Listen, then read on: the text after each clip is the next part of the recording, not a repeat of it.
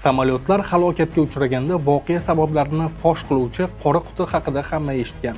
Lekin xuddi shunday maxfiy quti mashinalarda ham yashiringanini bilarmidingiz? Hozirgi zamonaviy avtomobillarning xavfsizlik yostiqchasi boshqaruv bloki ichida EDR, ya'ni Event Data Recorder deb nomlanuvchi mitti chip o'rnatilgan.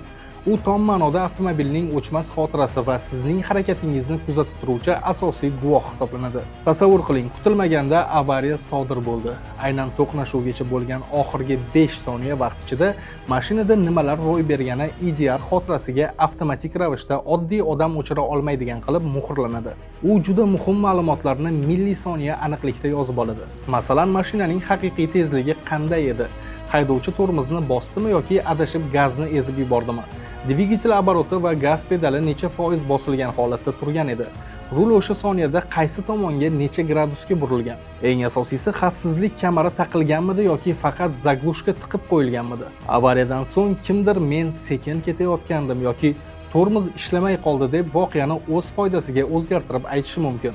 Ammo tergovchilar maxsus dastur yordamida EDR tizimidagi ma'lumotlarni yuklab olgach, haqiqiy aybdor kimligi fosh bo'ladi.